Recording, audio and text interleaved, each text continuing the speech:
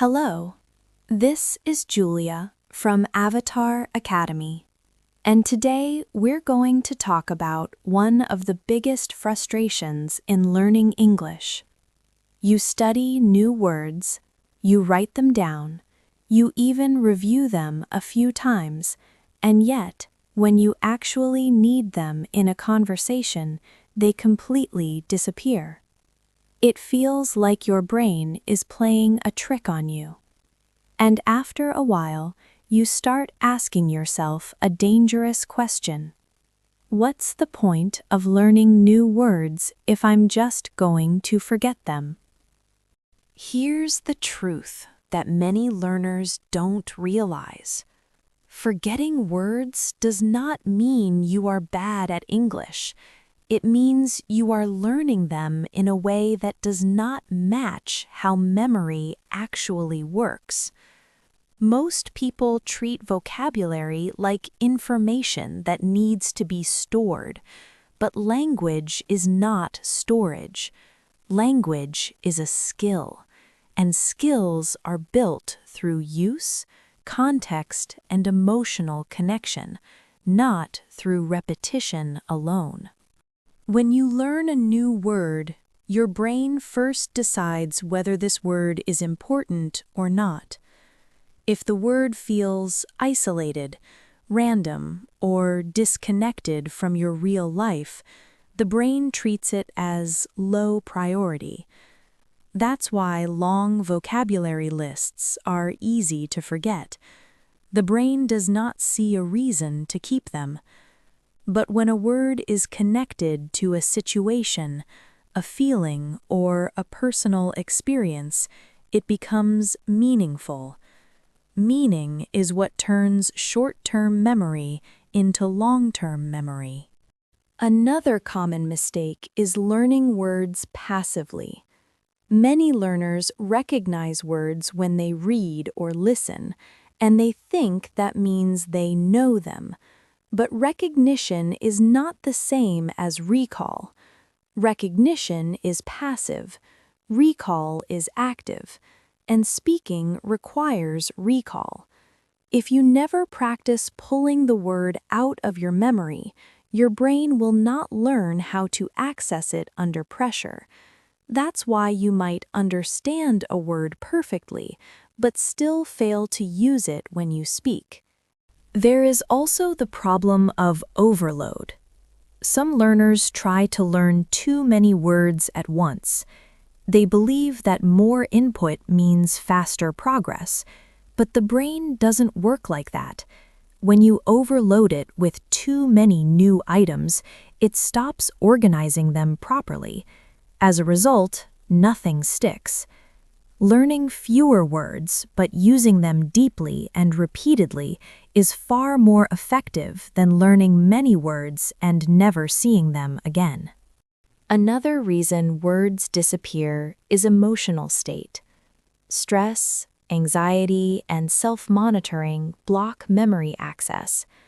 When you are relaxed, your brain retrieves language more easily. When you are tense or afraid of making mistakes, your brain prioritizes survival over creativity. This is why words seem to vanish during conversations, but appear again later when you are alone. The knowledge was never gone. Access to it was blocked. So, how do you learn words in a way that makes them stay? First, you need to stop treating words as single units. A word by itself is weak. A word inside a phrase is strong. Instead of learning improve, learn improve over time, improve your skills, or gradually improve. Your brain remembers patterns, not isolated items. Phrases create structure, and structure creates memory. Context also matters more than translation. If you learn a word only through its meaning in your native language, you create an extra step in your brain. Every time you want to use the word, your brain translates first, then speaks. This slows you down and increases forgetting. Learning words through examples, situations, and usage helps your brain think directly in English. It's also important to accept that forgetting is part of learning, not a sign that learning failed. Every time you forget a word and then remember it again, the memory becomes stronger. The problem is not forgetting. The problem is giving up on words too early and replacing them with new ones before the old ones had time to stabilize. One of the most effective ways to make words permanent is emotional relevance. Words connected to your job, your daily routine, your problems, or your opinions stick faster. Your brain pays attention to what affects your life. That's why random vocabulary from topics you don't care about disappears quickly, while words you use to express yourself stay longer. Over time, vocabulary growth is not about collecting words. It is about building a system where words naturally return, a system where you meet words again, use them again, and feel them again. That's when words stop being something you study and start becoming something you own.